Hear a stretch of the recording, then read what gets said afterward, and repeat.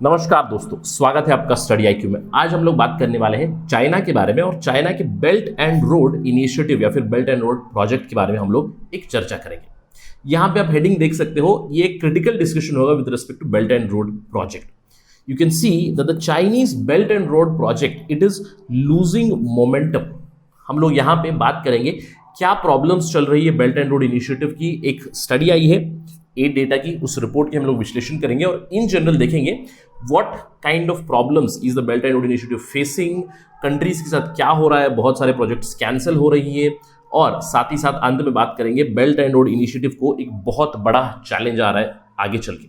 तो इन सब चीजों से future of belt and road initiative is threatened, right. This was quite understandable क्योंकि अगर हम लोग बात करें इंडिया की, इंडिया प्रिंसिपल्ड ऑपोजिशन करता है इस बेल्ट एंड रोड इनिशिएटिव की, ये कहते हुए कि this is a project of Chinese hidden colonialism या फिर चाइनीज इंपीरियलिज्म हम लोग कह सकते हैं। चाइना अपनी युआन डेट डिप्लोमेसी से दूसरे देशों को बहुत सारा पैसा दे रहा है और उस पैसे से वो दूसरे देश डेट में जा रहे हैं एंड इवेंचुअली चाइना उससे कुछ ना कुछ लेवरेज बाद में जरूर ले। तो ये इंडिया की ऑपोजिशन हमेशा से रही है और कहीं ना कहीं ये जो स्टडी है, ये जो रिपोर्ट है, ये उस चीज को विंडिकेट करती है, यानी कि इंडिया स्टैंड्स विंडिकेटेड।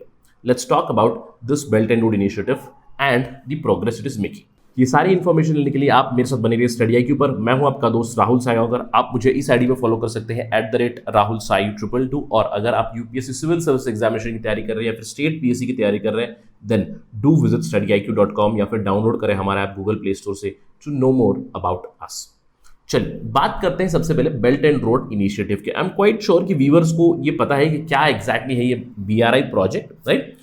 BRI का पहला नाम था one belt one road project. 2013 में इसको अनाउंस किया था चाइना के प्रेसिडेंट जी जिनपिंग ने। ये एक बहुत बड़ा ग्लोबल इंफ्रास्ट्रक्चर प्रोजेक्ट है, एक स्ट्रैटेजी है जिससे चाइना अपने मार्केट्स को एक्सटेंड करना चाहता है, चाइना अपनी इकोनॉमिक डेवलपमेंट को बरकरार रखना चाहता है। देखिए हम जानते हैं कि 1980 से लेकर मैं कहूँगा 2010 तक, यानी कि 20 से 30 सालों तक चाइना की इकोनॉमिक डेवलपमेंट काफ़ी हैंडसम रही है, डबल डिजिट GDP ग्रोथ रही है उनकी। लेकिन जैसे ही उनको डिक्लाइन दिखा, then they announced this huge project because they are looking for markets abroad. तो 140 से भी ज़्यादा कंट्रीज के साथ ऑलरेडी उनकी एंगेजमेंट है। इसके अलावा 30 ऑर्गेनाइजेशंस भी जुड़े हुए हैं बेल्ट एंड रोड इनिशिएटिव के साथ। बहुत सारे इन्वेस्टमेंट और इंफ्रास्ट्रक्चर प्रोजेक्ट्स उन्होंने अनाउंस किए हैं। टिपिकल एग्जाम्पल है CPEC, China Pakistan economic corridor, Myanmar में किया हुआ है, श्रीलंका में किया हुआ है, ports, railway stations, power stations, aviations, airports, बहुत सारी चीज़ें ये लोग बना रहे हैं। अगर हम लोग इसका मैप देखेंगे, देखिए दो भाग है इसके। एक है सिल्क रोड इकोनॉमिक बेल्ट जो आपको दिखेगा, ये लैंड बेस्ड एक बेल्ट है, और ये मैरिटाइम सिल्क रोड है। काफ़ी सारे प्रोजेक्ट्स अनाउंस हो चुके हैं। अगर हम लोग प्रोजेक्ट्स को देखें, देखिए this is a map of the belt and road infrastructure projects which are funded. अब प्रिडोमिनेटली कहाँ पे कॉन्सेंट्रेटेड है, ये जो बड़े डॉट्स दिख रहे हैं वहाँ पे $10 बिलियन से भी ज्यादा प्रोजेक्ट्स है। आप देख सकते हो हियर दिस इज CPEC। इसके अलावा the focus is mostly central Asia और यूरोपियन कंट्रीज, आप यहाँ पे देख सकते हो। इसके अलावा साउथ ईस्ट एशियन कंट्रीज भी फोकस है, अफ्रीकन कॉन्टिनेंट पूरा फोकस है और लैटिन अमेरिका आपको यहाँ पे फोकस में मिलेगा। इसके अलावा there are no projects here in northern America और ऑस्ट्रेलिया और Japan, couple of projects in Russia you can see, but in general इनका फोकस एरिया क्या है? फोकस एरिया है Africa, Latin America and I would say connectivity towards the European countries through Central Asia obviously, right. तो ये है belt and road initiative. काफी बड़ा project है, बहुत सारी फंडिंग हम इसके बारे में बात करेंगे, लेकिन प्रिडोमिनेंटली आज हमारी बात होने वाली है that belt and road initiative is actually losing momentum. जैसे कि 2013 में बहुत सारे प्रोजेक्ट्स अनाउंस किए गए थे, लेकिन अभी फिलहाल ये इनका जो प्रोजेक्ट ऑफ द सेंचुरी कहा जाता है बेल्ट एंड रोड इनिशिएटिव को, it is losing steam, it is facing significant problems and challenges. और ये है वो रिपोर्ट जिसने बताई, ये 8 डेटा का रिपोर्ट है जहां पे उन्होंने 13,427 चाइनीज डेवलपमेंट प्रोजेक्ट्स जो है उनको स्टडी किया है। ऑल्दो टिपिकली हम लोग बात कर सकते हैं 2013 से, बट यहाँ पे इस रिपोर्ट में आपको डेटा मिलेगा पिछले 18 साल का, यानी कि they have studied from 2000 to 2017-18। You will find a lot of data here, right. अब एग्जैक्टली हुआ क्या है, देखिए इन जनरल अगर हम लोग चाइनीज कॉमर्स मिनिस्ट्री का डेटा देखें, उनकी 5 ईयर प्लान्स को देखें, तो उनकी 5 ईयर प्लान से ऑलरेडी पता चल रहा है कि 25% फंडिंग डाउन हो चुकी है। अगर हम उनके पिछले 5 ईयर प्लान की बात करें 2016 से 2020 तक, उनकी जो प्लेज्ड अमाउंट थी वो थी $740 billion dollars for the belt and road initiative. और इस बार 2021 से 2025 तक जो उनका 14वां 5 ईयर प्लान है उसमें उन्होंने प्लेज किया हुआ है $550 बिलियन। अब यहाँ पे आप मुझे आर्ग्यू कर सकते हो कि सर ये तो होना ही था, क्योंकि कब तक चाइना फंड कर सकता है। Let us talk about that. Although you can see here that the funding is going down continuously. Peak years आपको मिलेंगे यहाँ पे 2014, 15, 16 तक peak years मिलेंगे, उसके बाद धीरे धीरे funding has been going down obviously. Right. Now as I told you, आप argue कर सकते हैं सर कब तक चाइना कर सकते हैं, लेकिन जो फंडिंग हुई भी है उसके साथ भी बहुत सारी प्रॉब्लम्स चल रही है। दूसरे जो इंस्टीट्यूशन जैसे कि Asian infrastructure and investment bank है, उस बैंक के साथ भी प्रॉब्लम चल रही है। चाइना की एग्जिम बैंक है, उन्होंने भी काफ़ी फंडिंग की है। तो बहुत सारी जो फंडिंग की है, लोन्स जो दिए हैं, दे आर बिकमिंग अनसस्टेनेबल, यानी कि हम अपनी लैंग्वेज में कहते हैं non performing assets, right. They are becoming more of unsustainable और एनपीएस। चलिए बात करते हैं एग्जैक्टली क्या हुआ। 8 डेटा की रिपोर्ट, जैसे कि मैंने आपको बताया कि 13,000 से भी ज़्यादा प्रोजेक्ट्स उन्होंने स्टडी किया हुआ है और the project amount is 843 billion के आसपास।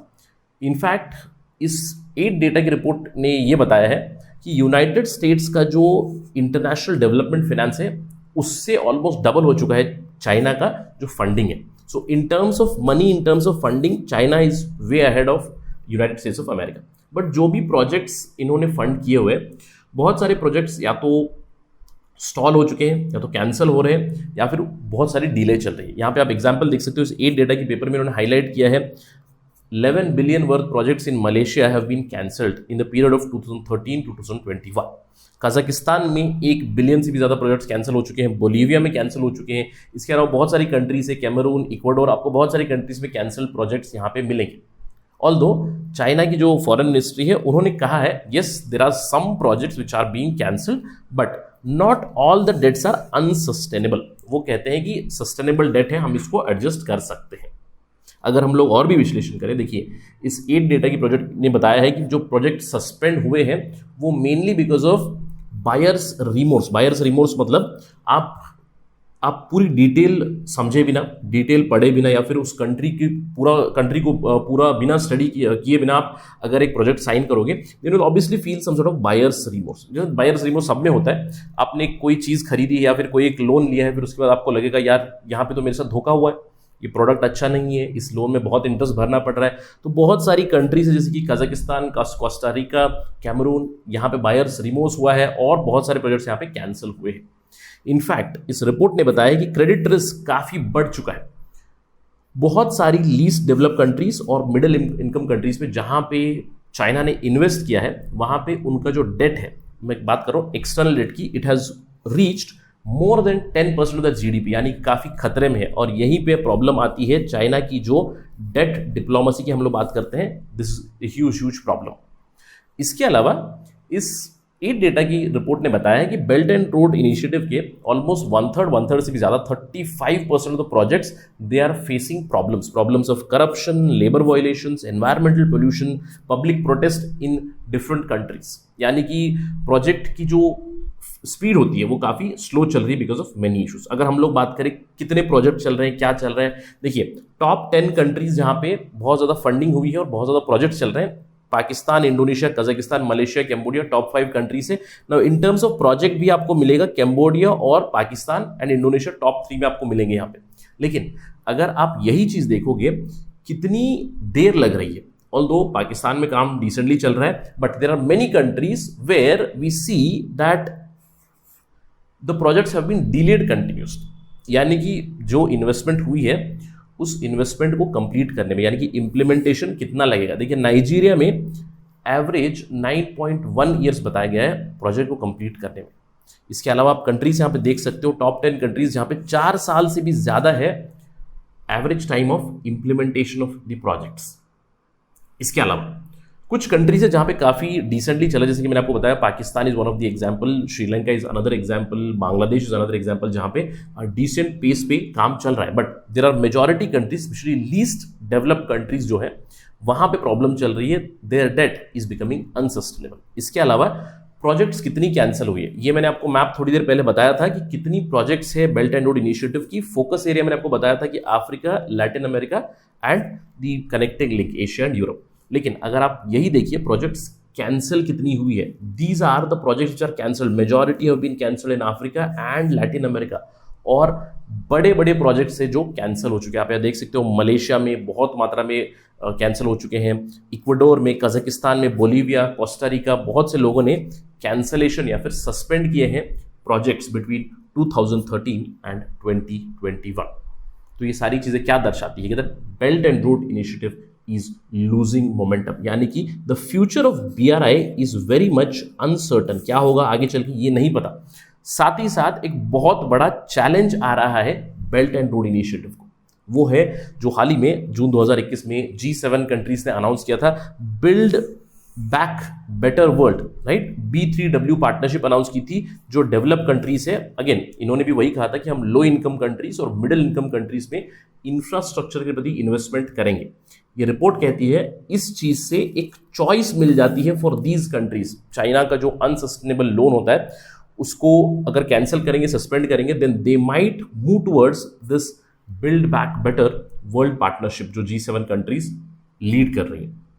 और ये एक बहुत बड़ा चैलेंज बन सकता है बेल्ट एंड रोड इनिशिएटिव को आगे चल के, यानी कि overall the future of belt and road initiative is very very uncertain. तो हम सबके सामने एक जो $1 मिलियन क्वेश्चन है वो ये रह जाता है, will BRI be completed, will BRI eventually yield the dividends और I would say profit to China, या फिर वो बेल्ट एंड रोड इनिशिएटिव इनका डूब मरेगा। ये तो आने वाला समय ही बताएगा। जब भी इसके ऊपर डेवलपमेंट आएगी तो will again cover it, but as of now that is it from my side. Thank you for watching. जय हिंद।